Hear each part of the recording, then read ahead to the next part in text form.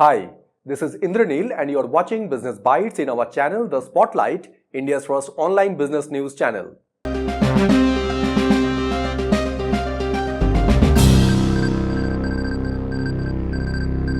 In today's Business Bites, first news we have defense technology startup Tonbo raised 175 crore in Series D round of funding from Florentry Advisors. Second news we have network infrastructure company SAR Televenture acquired majority stake in Tikona Infinet.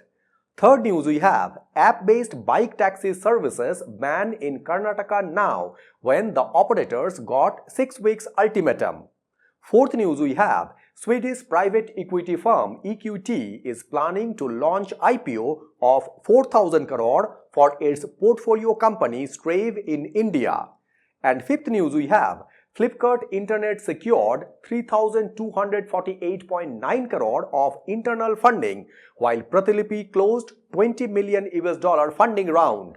In first news, defense technology startup Tonbo raised 175 crore in Series D round of funding from Florentry Advisors and Exim Bank. Tonbo, which means dragonfly in Japanese, founded in 2012, which is a brainchild of three Indian entrepreneurs Arvind Lakshmi Kumar, Ankit Kumar and Cecilia D'Souza, which is currently a leading supplier of vision equipments in the global security and defense market, including India's Defense Research and Development Organization, commonly known as DRDO, and the Indian Air Force. Tonbo imaging design cutting-edge sensing and processing systems which enhance situational awareness, targeting precision and autonomous battlefield operations. And it offers a range of military equipment which includes helmet-mounted night vision goggles, thermal weapon, sights and solutions for aerial reconnaissance missions. Bangalore-based Tonbo raised 175 crore in their Series D round of funding at a valuation of 1,500 crore from Florentry Advisors and Exim Bank ahead of their planned initial public offerings, that is IPO, while they had previously raised more than 300 crore from other investors as Artiman, Qualcomm, Celesta, Edelweiss and HBL Engineering. Tonbo presently having 250 employees and their technology and designs for sensing, understanding and control are inspired by nature design of the dragonfly, and with the design of their biometric imaging and control systems, their products can revolutionize surveillance, reconnaissance and targeting for the next generation of warfare. In second news, network infrastructure company SAR Televenture acquired majority stake in Tikona Infinet.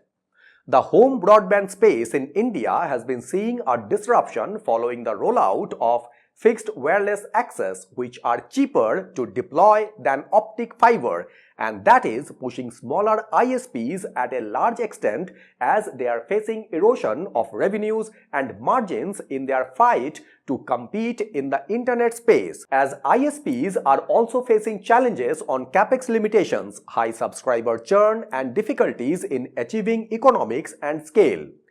SAR Televenture has acquired a majority stake in internet service provider Tikona Infinet at 578 crore, when the acquisition comes amid the struggle of local ISPs in competing with large telecom operators like Reliance Jio and Bharti Airtel, which have been getting aggressive in the home broadband space.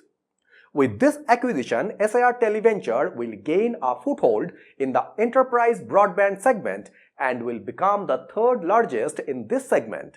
And the company will also acquire Tikona's All India Unified License, that is ISP Category A, and National Long Distance, that is NLD license, through which Tikona offered a wide range of telecom services including broadband, lease line, virtual private networks and other value-added services. Following this acquisition, SAR Televenture offerings will include commissioning 4G and 5G towers, fiber to the home services, optical fiber cable, enterprise network solutions and retail broadband services. Presently in India, the top ISPs include Reliance-backed Hathway, ACT FiberNet, Exitel and Tikona, when all are fighting with telcos for a share of some 300 million addressable homes for their home broadband services. In third news, app-based bike taxi services ban in Karnataka now when the operators got 6 weeks ultimatum. The Karnataka High Court ordered app-based ride-hailing services to stop offering bike taxi services while allowed them a 6-week time to cease their operations when the platform's operators like Rapido, Ola, who are Bangalore-based companies along with Uber India, are considering to appeal against this order by the Karnataka High Court. In July 2021, the state government had issued an order by restricting bike taxi services when the platform filed a petition in the High Court by opposing the same. In the interim, the High Court asked the state authorities not to take any actions against platforms until the matter was heard. And now the High Court rules that bike taxi cannot operate until the state government frames rules under Section 93 of the Motor Vehicle Act 1988. According to the Motor Vehicle Act 1988, which is an act of parliament that facilitates such services and disposing of petitions Rapido, Ola and Uber India when the petition had sought directions to the government to issue them aggregator license and register their bike taxis as transport services. And now the court has asked the aggregators to cease bike taxi operations in 6 weeks and directed the government to ensure all such operations cease once this period is over. With this High Court order, a concern raised about the welfare of lakhs of bike taxi captains or bike taxi holders onboarded on different platforms, where Delhi government ended the ambiguity over bike taxis by coming up with a policy in October 2023 which allows operations only with electric bikes, when recently Maharashtra also allowed bike taxis with certain conditions on maximum distance of operations and minimum fleet size, as the central government rules allows bike taxi operations and it is upon individual states to declare their legality, given that transportation is a state subject.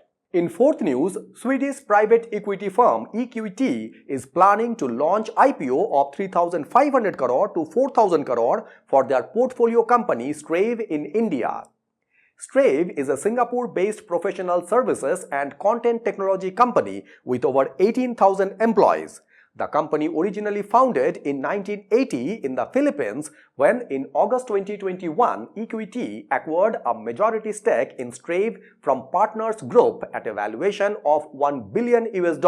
Strave specializes in helping clients leverage data, insights, knowledge and AI-driven solutions, and the company's clientele spans sectors including financial and information services, insurance, healthcare and life sciences, scientific research, edtech and logistics. Strave is having their global footprint with operations in the US, the UK and Europe, Singapore, India, the Philippines, Nicaragua and Vietnam. With IPO market gradually reviving, Equity is expected to push ahead with their India listing and leveraging strong investor interest in technology-driven and healthcare-focused businesses.